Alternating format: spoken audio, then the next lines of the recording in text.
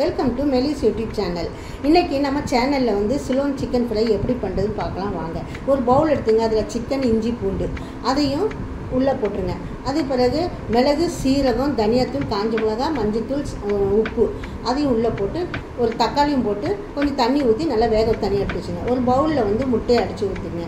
ஊற்றி அதில் உப்பு போட்டு நல்லா கிண்டிட்டு ஒரு கடாயில் எண்ணெயை ஊற்றி முட்டையை நல்லா ஃப்ரை பண்ணி தனியாக வச்சுருங்க. அதே போல் என்ன செய்யுங்க, அதே கடாயில் எண்ணெய் இருக்கும், அதையும் எண்ணெய் நல்லா வெங்காயத்தையும் போட்டு நல்லா வதக்குங்க. நல்லா வதக்கி நல்லா கலர் மாதிரி வரும்போது அந்த சிக்கன் மசாலா வந்து அதில் ஊற்றிடுங்க. சிக்கன் மசாலா ஊற்றின பிறகு தண்ணி இருக்கும். அந்த தண்ணி நல்லா வந்து கிரேவி வந்து வற்றி வரணும். நல்லா சைட்லலாம் நல்லா சுண்டு வரும்போது நல்லா கொஞ்சம் கலர் மாதிரி வரும். தக்காளியும் கொஞ்சம் நல்லா மேஷ் ஆகிடும்.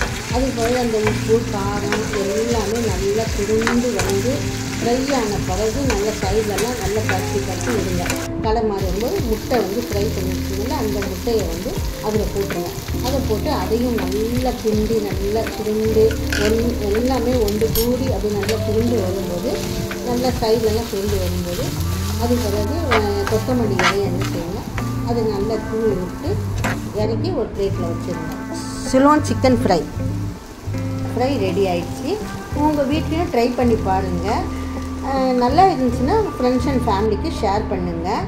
மறக்காமல் கமெண்ட் பண்ணுங்கள். அப்போ தான் நிறைய வீடியோ போடுறதுக்கு ஊக்கமாக இருக்கும்.